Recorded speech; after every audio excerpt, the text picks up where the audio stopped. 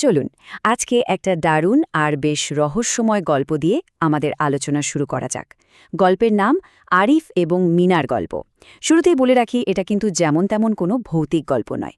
বাইরে থেকে শুনলে হয়তো মনে হবে আরে এ তো সেই টিপিক্যাল পুরনো ভুতুরে বাড়ির গল্প, কিন্তু যখনই আমরা এর গভীরে ঢুকব বুঝতে পারব কিভাবে এই গল্পটা চেনা একটা ভৌতিক প্লটকে ভেঙে দিয়ে আমাদের মানসিক ট্রমা বা আঘাতের খুব গভীর একটা শিক্ষা দেয়। আসলেই মানুষ যা কিছু বুঝতে পারে না তাকেই মনে হয় সবচেয়ে বেশি ভয় পায়, তাই না?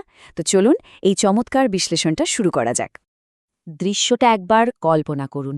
ঘুটঘুটে অন্ধকার এক বৃষ্টির রাত, সামনে একটা পুরনো পরিত্যক্ত বাড়ি, চারদিকে একদম পিনপতন নীরবতা। আর ঠিক তখনই দরজাটা নিজে নিজেই ক্যাচ করে খুলে গেল। ভাবলেই গা ছমছম করে ওঠে, তাই না? পুরনো কাঠের দরজার সেই তীক্ষ্ণ কান ফাটানো ক্যাচ ক্যাচ শব্দটা একটু ফিল করার চেষ্টা করুন। চারপাশের ওই নিস্তব্ধতার মধ্যে শুধু এই একটা শব্দই কিন্তু শির দাঁড়া দিয়ে ভয়ের শীতল স্রোত নামিয়ে দেওয়ার জন্য যথেষ্ট। এই তীব্র ভয় আর অজানা আতঙ্কের মধ্য দিয়েই আসলে আমাদের মূল গল্পের প্রেক্ষাপট তৈরি হয়। ঠিক আছে, এবার সরাসরি গল্পের প্রেক্ষাপটে ঢোকা যাক। পর্ব ১, মিথ বা লোককথা। অন্ধকার এক গভীর জঙ্গলের ঠিক পাশেই শান্ত একটা গ্রাম। কিন্তু এই শান্তির মাঝে ছিল একটা বড় অস্বস্তির কারণ, সেই পুরনো পরিত্যক্ত বাড়িটা। মানুষের কিন্তু একটা খুব সাধারণ স্বভাব আছে, খেয়াল করে দেখবেন। যে জিনিসটা আমরা বুঝতে পারি না বা যে অন্ধকারকে আমরা ভয় পাই, সেটাকে আমরা সব সময় এড়িয়ে চলতে চাই। এই গ্রামের ক্ষেত্রেও ঠিক সেটাই হয়েছিল। সবার মনের গভীর একটা শক্ত বিশ্বাস গেঁথে গিয়েছিল যে প্রতি রাতে ওই বাড়ি থেকে অদ্ভুত ভয়ঙ্কর সব শব্দ আসে। এই অমূলক ভয়টা এতটাই জোরালো ছিল যে কেউ কখনো ওই বাড়ির ত্রিসীমানায় পা রাখার সাহসটুকুও পায়নি। ভেবে দেখুন, একটা পুরো সমাজ কিভাবে শুধু নিজেদের ভয়ের কারণে একটা জায়গাকে বছরের পর বছর ধরে একঘরে করে রাখে।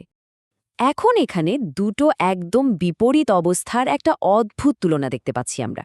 একদিকে আছে কিশোর আরিফ, যার একমাত্র উদ্দেশ্য হল তার হারিয়ে যাওয়া প্রিয় ফুটবলটা খুঁজে বের করা। খুবই সাধারণ, নিষ্পাপ একটা চাওয়া। আর অন্যদিকে জঙ্গলের ধারে সেই ভয়ঙ্কর পরিত্যক্ত বাড়িটা, যা নিয়ে গ্রামের মানুষের মনে জমে আছে এক রাশ ভয়ঙ্কর আতঙ্ক। একটা সামান্য হারানো জিনিস ফিরে পাওয়ার সাধারণ আকাঙ্ক্ষা কিভাবে একজন মানুষকে তার সবচেয়ে বড় আর গভীর ভয়ের দিকে ঠেলে দেয়, এই ঘটনাটা ঠিক সেটাই খুব স্পষ্টভাবে তুলে ধরছে। আর এভাবেই শুরু হয় আমাদের পর্ব ২, রহস্যের শুরু এবং ভয়ের মুখোমুখি হওয়া। এখন এখানে সবচেয়ে আকর্ষণীয় বিষয়টা হল মিথ আর বাস্তবতার মধ্যকারই বিশাল পার্থক্যটা। গ্রামের মানুষের দীর্ঘদিনের কাল্পনিক মিথ অনুযায়ী বাড়িটা ছিল অচেনা সব ভয়ঙ্কর দানব আর অশুভ আত্মায় ভরা এক বিভীষিকাময় জায়গা। কিন্তু আরিফ যখন শেষ পর্যন্ত সাহস করে ভেতরে ঢুকল, বাস্তবে সে কি দেখল? সে দেখল চারপাশের সবকিছুতে পুরো ধুলোর স্তর জমে আছে। দেয়ালে ঝুলে থাকা পুরনো ছবিগুলো অযত্নে বাঁকা হয়ে আছে। আসলে জায়গাটা প্রথম দেখায় কোনোভাবেই ক্ষতিকর বা ভয়ঙ্কর মনে হয় না, বরং একে খুব বিষণ্ণ, নীরব আর বহুদিন ধরে অবহেলিত একটা জায়গা বলেই মনে হয়। তবে এই বিষণ্ণতার মধ্যেই কিন্তু লুকিয়েছিল আসল ভয়ের উপাদান। আরিফের হাতের দুর্বল টর্চলাইটটা হঠাৎ করেই মিটমিট করে নেভে যাওয়ার উপক্রম হল। আর ঠিক তখনই শুরু হলো সেই আওয়াজ, ট্যাপ ট্যাপ ট্যাপ। খুব ধীরে ধীরে সিঁড়ি বেয়ে নিচে নেমে আসা কারো পায়ের শব্দ। আরিফের হৃৎপিণ্ড তখন লাফাচ্ছে। হঠাৎ করেই অন্ধকার ভেদ করে সিঁড়ির একেবারে ওপরে একটা নারী মূর্তি ভেসে উঠল। পরনে ফ্যাকাশে সাদা কাপড়, লম্বা কালো চুলে, মুখটা পুরোপুরি ঢাকা। মানুষের মনের ভয় কিভাবে একটা ছোট শব্দ থেকে ধাপে ধাপে চরম আকার ধারণ করে, এটা তার একটা নিখুঁত আর রোমহর্ষক উদাহরণ। এই দৃশ্য দেখে প্রচণ্ড ভয়ে আরিফ সেখান থেকে দৌড়ে পালাতে চেয়েছিল। স্বাভাবিক, তাই না? কিন্তু সেই নারী মূর্তিটি কোনো আক্রমণ না করে শুধু একটা বন্ধ ঘরের দিকে ইশারা করল।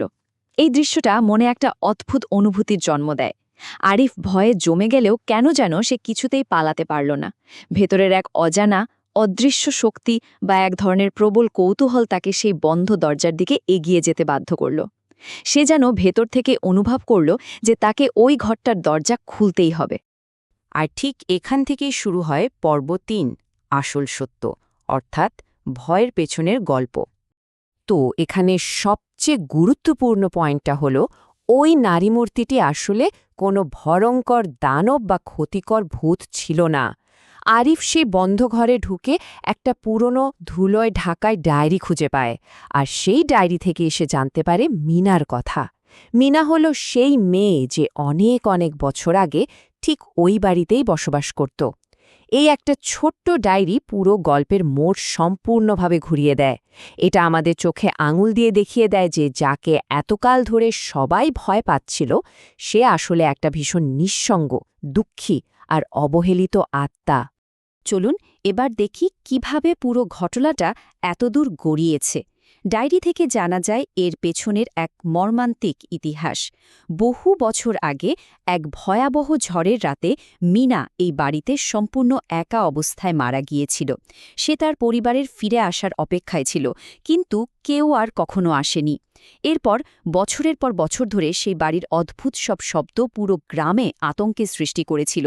এরপর অবশেষে সেই বৃষ্টির রাতে আরিফ বাড়িটিতে ঢোকে এবং মিনার ডায়েরিটা পড়ে।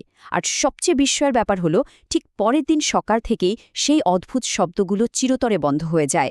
দীর্ঘদিনের জমে থাকা এক অব্যক্ত কষ্ট কিভাবে শেষ পর্যন্ত একজন মনোযোগী পাঠকের মাধ্যমে মুক্তি পেল, সময়ের এই পরিক্রমা সেই যাত্রায় খুব সুন্দর করে তুলে ধরেছে।